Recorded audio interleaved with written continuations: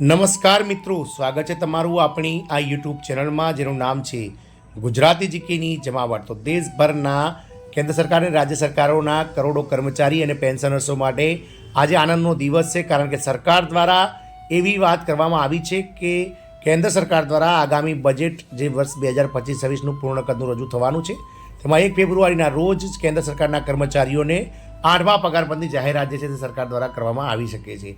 હાલમાં વિવિધ ટ્રેડ યુનિયનો સાથે સરકાર દ્વારા જે મિત્રો પ્રી બજેટ મિટિંગ્સની જે મિટિંગ યોજાઈ હતી, તેમાં પણ સરકારે મિત્રો 8મા પગારપંચને ગઠનને લઈ અને હકારાત્મક જવાબ આપ્યો હતો।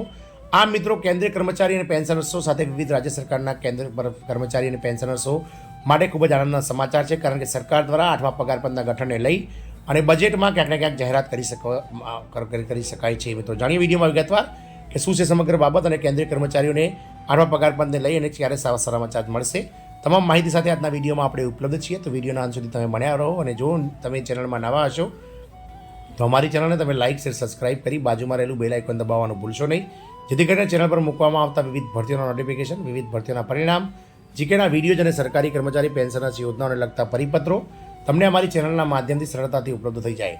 તો કેન્દ્રીય કર્મચારીઓને મળશે સારા સમાચાર, સરકાર 8મા પગારપંચની જાહેરાત કરશે। ટ્રેડ યુનિયનનું કહેવું છે કે જો સરકાર સરકારી કંપનીઓ પીએસયુમાં ખાલી પડેલ જગ્યાઓ ભરવાનો પ્રયાસ કરે તો તેનાથી મોટી સંખ્યામાં લોકોને રોજગારી મળી શકે છે। ગ્રામીણ વિસ્તારોમાં લોકોની આવક વધારવા માટે સરકારે મનરેગાને વધુ આકર્ષક બનાવવી જોઈએ।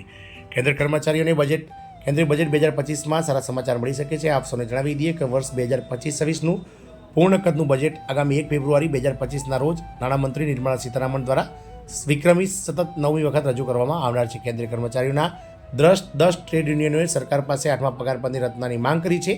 રાષ્ટ્રીય સ્વયંસેવક સંઘનું પણ સમર્થન ધરાવતા ભારતીય મજદૂર સંઘે પણ નવા પગારપંચની રચનાની માંગ કરી છે। ટ્રેડ યુનિયનોએ આ અંગે નાણાં મંત્રાલયને જાણ કરી છે। બજેટ પહેલાં નાણામંત્રી નિર્મલા સીતારામન સાથેની બેઠકમાં ટ્રેડ યુનિયનોએ કહ્યું હતું કે સરકારે જલ્દીથી 8મા પગારપંચની રચનાની જાહેરાત કરવી જોઈએ। એવી અપેક્ષા છે કે સરકાર કેન્દ્રીય બજેટ 2025-26નું જે પૂર્ણ કદનું બજેટ રજૂ થવાનું છે 1 ફેબ્રુઆરી 2025ના રોજ, તેમાં 8મા પગારપંચની રચનાની જાહેરાત કરી શકે છે। આપ સૌને જણાવી દઈએ કે ગત 7મા પગારપંચની રચના 28 ફેબ્રુઆરી 2014ના રોજ થઈ ગઈ હતી। આમ તેને 10 વર્ષ કરતાં વધારે સમય વીતી ગયો છે, પરંતુ સરકાર દ્વારા હજુ સુધી 8મા પગારપંચનું ગઠન કરવામાં નથી આવ્યું।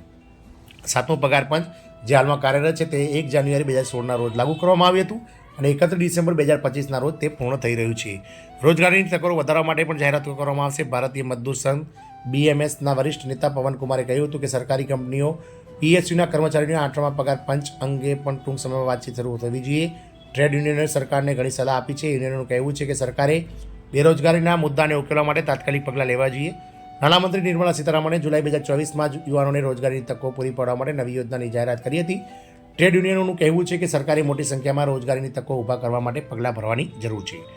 ટ્રેડ યુનિયનોનું એવું પણ કહેવું છે કે જો સરકારી કંપનીઓનું PSUમાં ખાલી પડેલ જગ્યાઓ ભરવાનો પ્રયાસ કરે તો તેનાથી મોટી સંખ્યામાં લોકોને રોજગારી મળી શકે છે। ગ્રામીણ વિસ્તારોમાં લોકોની આવક વધારવા માટે સરકાર દ્વારા ચલાવવામાં આવતી મનરેગા યોજનાને આકર્ષક બનાવી શકાય।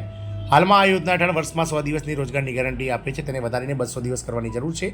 આ યોજના કોવિડ દરમિયાન ઘણી મદદરૂપ સાબિત થઈ હતી। સરકારે આ યોજના હેઠળ વેતન વધારીને 600 રૂપિયા પ્રતિદિન કરવાની જરૂર છે। ટ્રેડ યુનિયનનું કહેવું છે કે સરકારે મનરેગાની તર્જ પર શહેરી વિસ્તારોમાં રોજગાર ગેરંટી યોજના પણ શરૂ કરવી જોઈએ। GDP ગ્રોથ વધારવા માટે મોટા પગલાં ભરવા જરૂરી છે।